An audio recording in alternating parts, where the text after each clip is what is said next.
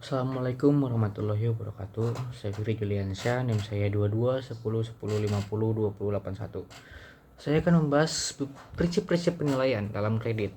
Ada beberapa prinsip-prinsip penilaian kredit yang sering dilakukan, itu dengan analisis 5C dan analisis 7P.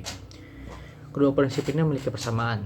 Yang membedakannya itu kalau 7P dirinci lebih dalam dan jangkauan analisisnya juga lebih luas dari 5C. Salah satu prinsip pemberian kredit dengan analisis 5C dapat dijelaskan sebagai berikut. Yang pertama itu karakter. Karakter adalah sifat atau watak seseorang, dalam hal ini calon debitur. Tujuannya adalah memberikan keyakinan kepada bank bahwa sifat atau watak dari orang-orang yang akan diberikan kredit benar-benar dapat dipercaya. Keyakinan ini tercermin dari latar belakang si nasabah, baik yang bersifat latar belakang pekerjaan maupun yang bersifat pribadi, seperti cara hidup, keadaan keluarga, hobi, dan social standingnya. Yang kedua itu ada capacity. Untuk melihat kemampuan calon nasabah dalam membayar kredit yang dihubungkan dengan kemampuannya mengelola bisnis serta kemampuannya mencari laba. Sehingga pada akhirnya akan terlihat kemampuannya dalam mengembalikan kredit yang disalurkan. Semakin banyak sumber pendapatan seseorang, semakin besar pula kemampuannya untuk membayar kredit tersebut. Yang ketiga itu ada capital. Biasanya bank tidak akan bersedia untuk membiayai suatu usaha 100%. Artinya, setiap nasabah yang mengajukan permohonan kredit harus menyediakan dana dari sumber lain atau modal sendiri. Dengan kata lain, untuk mengetahui kekayaan bersih yang dimiliki nasabah terhadap usaha yang akan dibiayai oleh bank. Yang keempat itu collateral. Merupakan jaminan yang diberikan calon nasabah baik yang berupa fisik maupun non-fisik. Jaminan hendaknya melebihi jumlah kredit yang diberikan. Jaminan juga harus diteliti keabsahannya. Sehingga jika terjadi sesuatu, masalah jaminan yang dititipkan akan dipergunakan secepat mungkin. Fungsi jaminan adalah sebagai pelindung dari risiko kerugian. Yang kelima itu ada condition. Dalam menilai kredit, hendaknya juga dinilai kondisi ekonomi sekarang dan untuk masa depan yang akan datang, sesuai sektor masing-masing.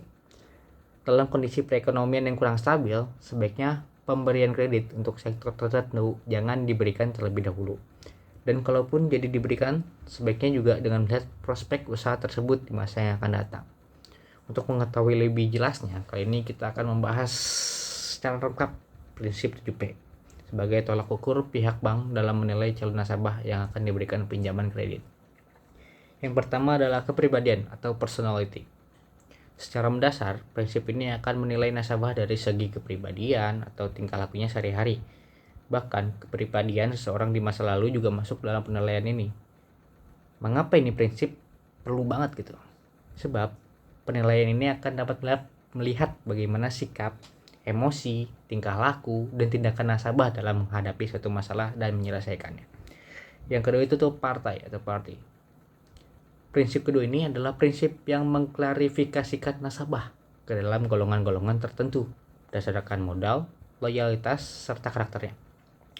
Dengan penilaian beberapa prinsip tersebut, maka nasabah akan dapat digolongkan ke golongan tertentu dan akan memudahkan bank untuk memberikan fasilitas kredit yang tepat bagi seorang nasabah bank tersebut. Ketiga ada tujuan atau purpose. Prinsip ini bertujuan untuk mengetahui tujuan nasabah dalam mengambil kredit, termasuk di dalamnya jenis kredit yang diinginkan. Setiap orang pastinya memiliki tujuan mengambil kredit yang bermacam-macam sesuai kebutuhan. Sebagai contoh, apakah untuk modal kerja, investasi, konsumtif, produktif, dan lain-lain. Yang keempat ada peluang atau prospek. Prinsip ini adalah penilaian yang dilakukan nasabah terhadap usahanya. Jadi, seorang nasabah dinilai apakah usaha yang akan dilakukannya akan menguntungkan atau tidak di masa depan, atau usaha yang dilakukannya itu punya prospek, atau malah sebaliknya.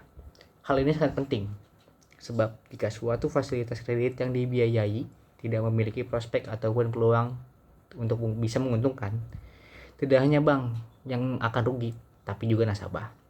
Yang kelima itu ada pembayaran atau payment. Prinsip ini adalah mengukur bagaimana cara nasabah mengembalikan kredit atau pinjaman yang telah diambil, atau dari mana saja sumber dana yang akan digunakan untuk pengambilan kredit. Ketika semakin banyak sumber penghasilan seorang nasabah, maka akan semakin baik pula nilai kredit seorang nasabah. Sebab, bila ada lebih dari satu buah sumber, maka jika salah satu saja rugi, maka seorang nasabah dapat menutup kerugian itu dengan usaha yang lainnya. Yang keenam ada keuntungan atau profitability. Prinsip ini adalah analisa untuk menilai kemampuan seorang nasabah dalam mencari laba atau keuntungan. Prinsip ini akan mengukur kemampuan nasabah tersebut dari waktu ke waktu. Jadi akan dapat diukur tuh kemampuan nasabah itu akan tetap sama atau malah semakin meningkat. Apalagi apabila seorang nasabah mendapatkan tambahan kredit yang akan diperoleh. Yang ketujuh ada pelindungan atau protection. Prinsip yang terakhir ini memiliki tujuan tentang bagaimana sebuah kredit yang diberikan kepada pihak nasabah bisa mendapatkan jaminan pelindungan. Maksudnya adalah jaminan pelindungan sehingga kredit yang diberikan bisa dipastikan aman. Pelindungan yang diberikan oleh debitur bisa saja berupa jaminan barang, jaminan orang, dan juga jaminan asuransi. Sekian dari saya, itulah analisa yang bisa saya berikan atau saya jabarkan. Assalamualaikum warahmatullahi wabarakatuh.